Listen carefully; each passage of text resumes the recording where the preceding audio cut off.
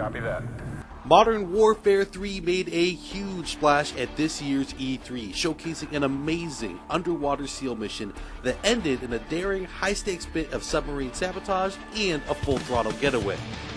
We spoke with Robert Bowling from Infinity Ward and Glenn Schofield from Sledgehammer Games to find out what fans can expect from Modern Warfare 3. Now we asked what it was like to bring the talents of Infinity Ward and Sledgehammer Games together to create the game. In the beginning, there was a little bit of a competition, and that competition was healthy. But we worked together on story. We came together on what tools to make, and now you're talking about two really strong engineering teams, two strong art teams, and storytelling teams. And when you put the two of them together, and they get along, I mean, you're only going to get something that bubbles up that's even better. Teaming up with Sledgehammer, they had their personality coming in that really complemented what we were doing already in the Modern Warfare franchise, you know. And then it's great to see eye to eye on certain things that are just core design philosophies, like maintaining that 60 frames per second, because that is what builds Call of Duty cinematic moments. Modern Warfare 3 takes place right after Modern Warfare 2, just a couple hours. I mean, DC is still burning. The eastern seaboard of the United States is, full of a lot of battles. The Russians have moved into New York City, and, we're starting to push them out. But the battle has gone deeper than that. Yeah, I mean, it's going all over the world. I mean, Task Force 141 is either dead or on the run.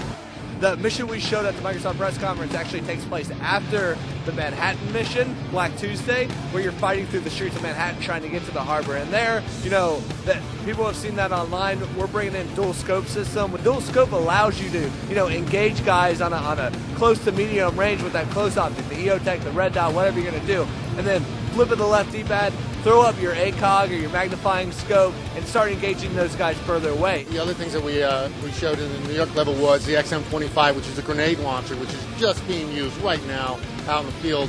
And what it does is it's a grenade launcher, but it lasers a target. Say a guy's behind sandbags or something like that, or a car. And it lasers at that target, you aim above it, it calculates how far and then shoots a meter above it and then down. So the grenade just devastates anything that's below it. We also showed a 9-banger, which takes place, which is what Delta is using right now instead of the flashbang. Delta is using that because that's what Delta actually uses, where the SAS missions that you might also fight are a little bit different. They're using a little bit traditional weapon. I mean, we're always talking about the new, but what I love to point out is like the stuff that we're bringing back that we know fans love, and not just from Modern Warfare 2, from Call of Duty 4. Like, you'll notice the SAS guys are running with the traditional model of the MP5, which people loved in Call of Duty 4, and I mean, that's the stuff that gets me excited. It's not only focusing on new stuff and that mixes up the gameplay, but really polishing and bringing back the stuff we all love, and that you get attached to your gun in Call of Duty. You love very specific models.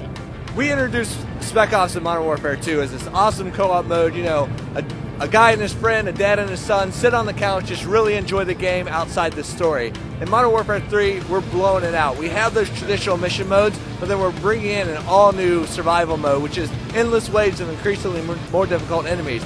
But what's awesome is that we're bringing in all your favorite features from multiplayer: matchmaking, progressive ranking, unlock. So now Hour 1 of Spec Ops, completely different from Hour 10 because you have new kill streaks to your ability, gear you can do, weapons you can grab, ammo, all this stuff. So it's changing out your style on the fly based on the enemies that are coming at you. Because we'll have, juggernauts that have different weaknesses that force you to change up your style. Helicopters coming in. It's an onslaught of enemies that is constantly keeping you on the run. I mean, this is an adrenaline mode. We'd like to thank Robert and Glenn for taking the time to talk to us, and thank you for watching Inside Xbox.